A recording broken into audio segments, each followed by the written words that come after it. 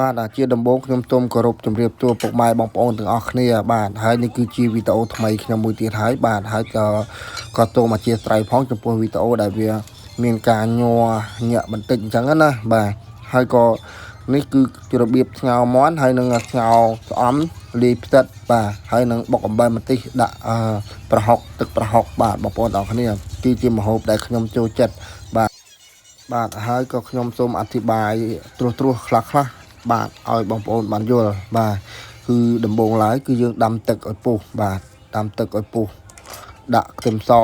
បាទខ្ទឹមអីចូលទៅអញ្ចឹងណាបាទហើយបន្តមកទៀតគឺយើងដាក់មាន់ចូលទៅស្ងោរឲ្យវាឆ្អិនទៅបាទហើយក៏យើងដាក់ម្សៅស៊ុប ready បាទ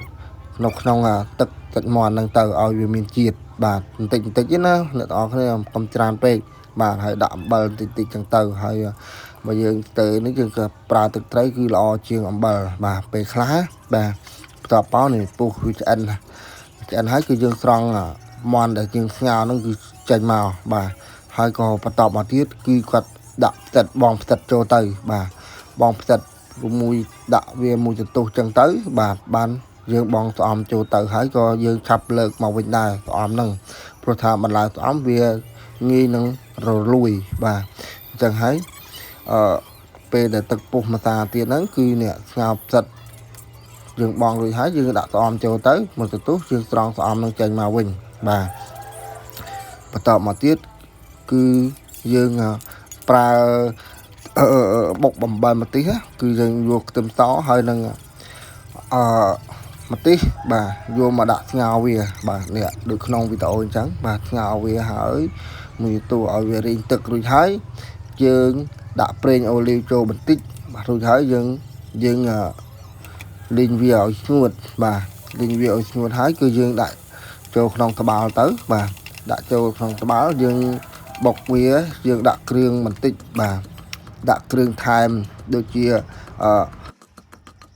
ម្សៅស៊ុបបញ្ជាក់បាទយើងកុំដាក់អំបិលបាទយើងភ្លក់មើលសិនណាព្រោះថាយើងត្រូវដាក់ទឹកប្រហុក